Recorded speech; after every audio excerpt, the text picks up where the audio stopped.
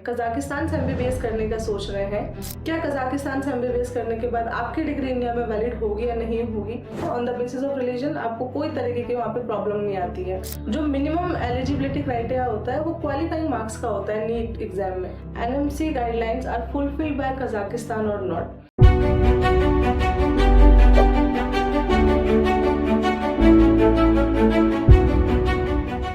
Hello everyone, welcome back to our channel of Ensure Education. आज की video में मैं बात करने वाली हूँ एमबीबीएस इन कजाकिस्तान के बारे में। अगर आप भी 2025 में कजाकिस्तान से एमबीबीएस करने का सोच रहे हैं तो ये वीडियो आपके लिए बहुत इंपॉर्टेंट है। इस वीडियो में मैं कजाकिस्तान के ओवरव्यू के बारे में बात करूंगी। क्या एलिजिबिलिटी क्राइटेरिया रहेगा, एडमिशन प्रोसेस क्या रहता है, क्या कजाकिस्तान से एमबीबीएस करने के बाद आपकी डिग्री इंडिया में वैलिड होगी या नहीं होगी, इन सारे सवालों का जवाब आपको इस वीडियो में मिल जाएगा। सो मेक श्योर कि आप वीडियो पूरा देखें एंड मेरे चैनल को सब्सक्राइब करना ना भूलें ताकि एमबीबीएस अब्रॉड से रिलेटेड सारी अपडेट्स आपको टाइम पे मिलती रहे। ओवरव्यू में सबसे पहले मैं बात करूंगी कनेक्टिविटी की। दिल्ली से आप अलमाटी पहुंच जाएंगे आराम से। अलमाटी पहले कैपिटल था कजाकिस्तान का, बट अभी कैपिटल है नूर सुल्तान। अलमाटी पहुंचने के लिए आपको 3 घंटे लगते हैं और मैक्स टू मैक्स आपको 3.5 घंटे लग जाएंगे।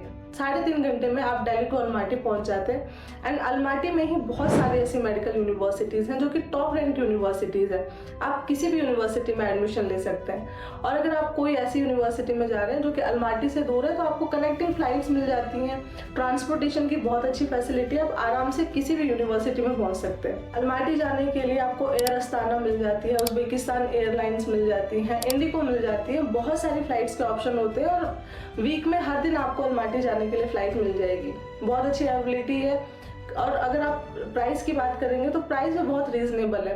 20,000 में आपकी फ्लाइट टिकट हो जाती है। और अगर आप टाइमली फ्लाइट बुक करेंगे तो ये भी पॉसिबिलिटी है कि आपको 13 to 14,000 में अलमाटी की फ्लाइट मिल जाए। तो जितने भी ऐसे बच्चे हैं जो ऐसा ऑप्शन देखते हैं कि इंडिया से पास हमें किसी कंट्री में जाना है एमबीबीएस करने के लिए, जिनको होम सिकनेस की प्रॉब्लम होती है, उन बच्चों के लिए कजाकिस्तान काफी अच्छा ऑप्शन हो सकता है। सेकेंडली मैं बात करूंगी क्लाइमेटिक कंडीशन की, बिकॉज ये बहुत इंपॉर्टेंट होता है। हम इंडिया में रह रहे हैं, इंडिया में एक क्लाइमेट है जिसको हमने अडॉप्ट किया हुआ है, बट जब हम बाहर जाते हैं तो वहाँ पे हमें क्लाइमेटिक कंडीशंस दूसरी मिलती हैं। कजाकिस्तान में अगर आप जाओगे तो डेफिनेटली आपको थोड़ी सी ठंड वहाँ पे देखनी पड़ेगी, बेयर भी करनी पड़ेगी। टेम्परेचर जाता है -15 डिग्री सेल्सियस तक। -15 डिग्री में काफ़ी अच्छा स्नोफॉल होता है। एंड एक अच्छी बात यह है कि बच्चे जब यूनिवर्सिटी में होते हैं, हॉस्टल में होते हैं, तो वहाँ उनको बाहर टेम्परेचर से कोई फ़र्क नहीं पड़ता है, क्योंकि हर जगह आपको हीटर मिलेंगे। आपको यूनिवर्सिटी में हीटर मिलेंगे, हॉस्टल में हीटर मिलेंगे। जिन बसेज में आप ट्रैवल करते हैं वहाँ पे आपको हीटर्स मिलते हैं। तो ऑन एन एवरेज अगर आप देखोगे तो टेम्परेचर से बहुत ज़्यादा फ़र्क पड़ता नहीं है।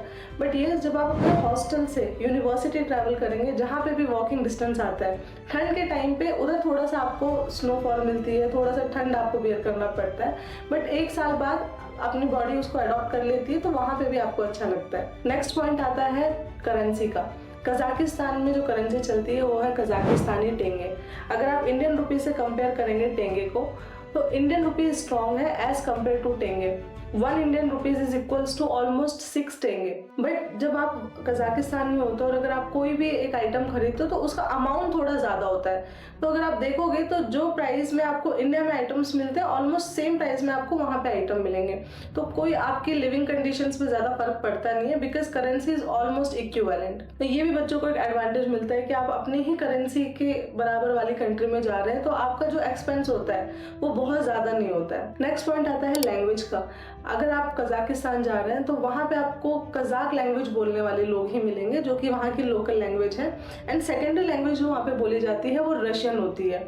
डेफिनेटली इंग्लिश स्पीकिंग जो लोग होते हैं वो बहुत कम आपको मिलेंगे। Although Almaty is very developed city, but वहाँ पे भी बहुत कम लोग होते हैं जो कि प्रेफर करते हैं इंग्लिश में बोलना। इसी वजह से हम बच्चों को बोलते हैं कि फर्स्ट ईयर में जब आपको सब्जेक्ट पढ़ाया जाता है तो आप उस पर फोकस होकर पढ़ाई करिए, ताकि आप का जो लोकल इंटरेक्शन होगा, जो डे टू डे लाइफ आपकी रहेगी, वो थोड़ी इजी हो जाएगी अगर आप वहाँ की लोकल लैंग्वेज सीख लेंगे तो।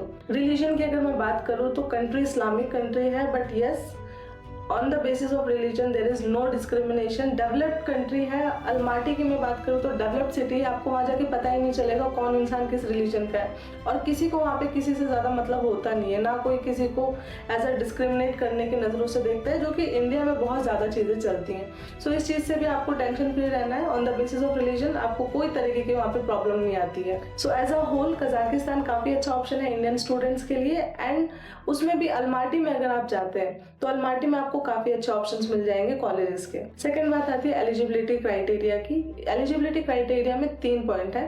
पहला, अगर आप जनरल कैटेगरी से हैं तो आपकी 12th की परसेंटेज 50% होनी चाहिए मिनिमम, जिसमें फिजिक्स, केमिस्ट्री और बायोलॉजी का एवरेज मार्क्स काउंट होता है। और अगर आप रिजर्व कैटेगरी से हैं, रिजर्व कैटेगरी मतलब OBC, SC and ST category से हैं, तो आपकी परसेंटेज 40% मिनिमम होनी चाहिए। इसके बाद आपको नीट क्वालिफाई करना है। 2025 में जिन भी बच्चों के नीट में 144 से ज़्यादा है और वो जनरल कैटेगरी से हैं, तो वो कजाकिस्तान की किसी भी मेडिकल यूनिवर्सिटी में एडमिशन ले सकते हैं। और अगर आप रिजर्व कैटेगरी से हैं तो अगर आपके 113 मार्क्स से ज़्यादा आए हैं तो भी आप एडमिशन ले सकते हैं। जो मिनिमम एलिजिबिलिटी क्राइटेरिया होता है वो क्वालिफाइंग मार्क्स का होता है नीट एग्जाम में। एंड थर्ड पॉइंट होता है कि आपकी एज 17 प्लस होनी चाहिए।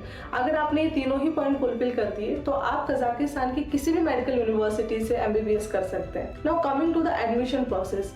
एडमिशन प्रोसेस बहुत सिंपल होता है कजाकिस्तान की मेडिकल यूनिवर्सिटीज़ में।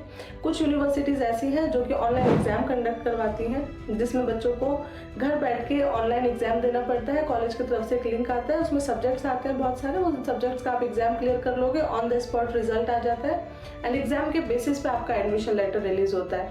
एंड बहुत सारे ऐसी यूनिवर्सिटीज है जो विदाउट एंट्रेंस एग्जाम आपको एडमिशन लेटर रिलीज कर देती हैं। एडमिशन लेटर रिलीज होने के बाद बहुत सारे ऐसी यूनिवर्सिटीज हैं जिनका आपको फर्स्ट सेमेस्टर की ट्यूशन फी पे करनी पड़ती है कॉलेज जाने से पहले। एंड बहुत सारे बच्चे इसको लेके कंफ्यूज भी होते हैं कि क्या ये सही है या फिर ये गलत है, कहीं ये फ्रॉड तो नहीं है। देखो, ये फ्रॉड नहीं होता बिल्कुल भी। आपको यूनिवर्सिटी अकाउंट नंबर मिलता है, यूनिवर्सिटी के अकाउंट में आपको फर्स्ट सेमेस्टर की फीस जमा करनी पड़ती है। बहुत सारे कॉलेजेस का यही क्राइटेरिया है। जब आप फर्स्ट सेमेस्टर की फीस पे कर देंगे उसके बाद आपका इनविटेशन रिलीज होता है। इनविटेशन रिलीज होने के बाद आपका वीजा लगता है and then you can fly to your desire medical university. So ये proper step by step process होता है एडमिशन का। ये बहुत सिंपल होता है, ये सुनने में बहुत कंफ्यूजिंग है, पर जब आप एडमिशन करवाते हैं हमारे थ्रू तो आपको बिल्कुल भी टेंशन नहीं लेनी होती है। सारी चीजें इंश्योर एजुकेशन आपको करके देते हैं। Now coming to the last part of this video, whether NMC guidelines are fulfilled by Kazakhstan और नॉट। देखो, कजाकिस्तान की जो एम्बेसी है, एम्बेसी ने क्लैरिफिकेशन दे रखा है कि NMC गाइडलाइंस को सारी मेडिकल यूनिवर्सिटी फुलफिल करती हैं। अब उन मेडिकल यूनिवर्सिटीज़ में से कौन सी यूनिवर्सिटी फुलफिल करती है या नहीं करती है, इसको आप खुद भी चेक कर सकते हैं।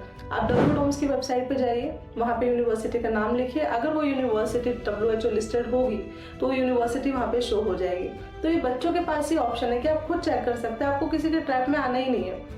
जब आप ये चेक कर लेंगे यूनिवर्सिटी WHO लिस्टेड है, देन उस यूनिवर्सिटी से MBBS करने के बाद आपकी डिग्री इंडिया में वैलिड होगी। कोर्स ड्यूरेशन की अगर मैं बात करूँ तो कजाकिस्तान में 6 ईयर का कोर्स ड्यूरेशन अब हो गया है। 2021 से पहले यहाँ पे 5 ईयर का कोर्स करवाया जाता था एंड बहुत सारे स्टूडेंट्स सिर्फ इसी वजह से कजाकिस्तान जाते थे क्योंकि यहाँ पे कोर्स ड्यूरेशन कम था।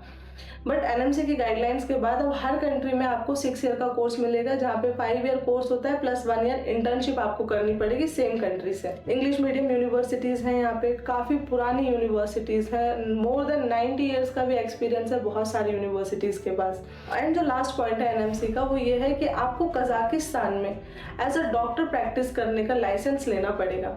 अब लाइसेंस लेने के लिए आपको क्या करना पड़ेगा, लाइसेंस लेने के लिए आपको कजाकिस्तान का जो लाइसेंसिंग एग्जाम होता है वो देना पड़ेगा। लाइसेंसिंग एग्जाम 3 लैंग्वेज में होगा, Kazakh, Russian and English. Indian students के पास ऑप्शन है कि वो इंग्लिश में एग्जाम दे सकते हैं।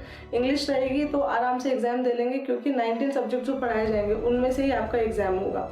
And once you will clear your exam you can easily practise in Kazakhstan as a licence doctor, और आप इंडिया में आके भी नेक्स्ट का एग्जाम दे सकते हैं। सो ये कंप्लीट इन्फॉर्मेशन थी about Kazakhstan. And if you are also looking for doing MBBS in Kazakhstan then you can contact me at the number showing on the screen. और अगर आपका कोई भी डाउट है regarding any university of Kazakhstan you can comment me in the comment section and I will personally reply to all of your comments. Thank you for watching my video.